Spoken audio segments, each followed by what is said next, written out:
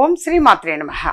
ఇప్పుడు తెలియజేసే అంశము తుమ్మగానే ప్రధానంగా పసిపిల్లలు, చిన్న పిల్లల విషయంలో అయితే నెలల పిల్లలు కానీ అలా 1 సంవత్సరం 2 సంవత్సరాలు పసిపిల్లలు ఎవరైనా తుమ్మితే ప్రధానంగా ఎక్కువగా అంటుంటారు. అందరినీ అంటారు కానీ పసిపిల్లలకి ఎక్కువ అంటారు. వాళ్ళు తుమ్ము ఇలా తుమ్మగానే చిరంజీవి అంటారు. ఇంకోసారి తుమ్మితే శతాయుష్ అంటారు. అంటే నిండు నూరేళ్ళు బాగుండాలి అని అర్థం. సరే, ఆ విధంగా అంటారు.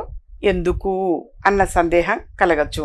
తుమ్మినప్పుడు పెద్దలు చిరంజీవ లేదా శతాయుష్యు లేదా దీర్ఘాయుష్యు లేదా కలకాలం జీవించాలని ఈ విధంగా ఆశీర్వదిస్తూ ఉంటారు. మన భారతీయ సాంప్రదాయంలో ఇది ఒక భాగం.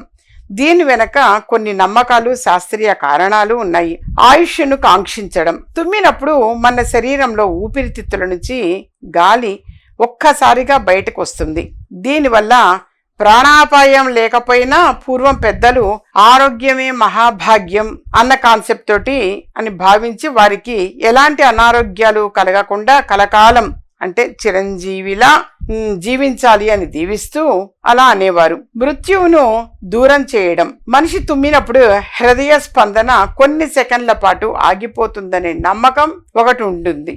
అలా ఆగిన గుండె మళ్లీ కొట్టుకోవడం ప్రారంభించినప్పుడు వారికి ఆరోగ్యాలు కలగాలని కోరుకుంటూ చిరంజీవ లేదా దీర్ఘాయుష్మాన్ భవ అని ఆశీర్వదించటం ఆనవాయితీగా వచ్చింది. ఇలాంటి ఆచారాలు, నమ్మకాలు ఇతర సంస్కృతుల్లోనూ ఉన్నాయి.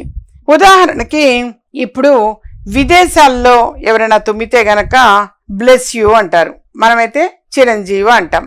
అక్కడ వాళ్ళైతే బ్లెస్ యూ అంటారు. అంటే దేవుడు మిమ్మల్ని ఆశీర్వదించుగాక అని అర్థం. ఈ విధంగా ఒక్కొక్క ప్రాంతాల్లో ఒక్కొక్కటి వాస్తవంగా ఆ విధంగా ఉంటుంది. ఒక్కొక్క ఏరియాలో మొత్తానికి మాత్రం బ్లెస్ చేస్తుంటారు. ఆశీర్వాదం అనేది ఉంటుంటుంది. మనం ఏంటంటే చిరంజీవి అంటాం, శతాయుష్ అంటాము. ఇప్పుడు వేరే దేశస్తులైతే బ్లెస్ యూ అంటారు. ఆ విధంగా మొత్తానికి మాత్రం దాని అంతరార్థం అది. నాన్న పసిపిల్లలు తుమ్మగానే అంటాము అనంటే దాని అంతరార్థం అది. ఇంకా ఏదైనా సరే ఎవరికైనా సందేహాలు, ఇళ్లలో సమస్యలు ఏమైనా ఉన్నాయంటే వ్యక్తిగతంగా అపాయింట్మెంట్ తీసుకుని కలవచ్చు.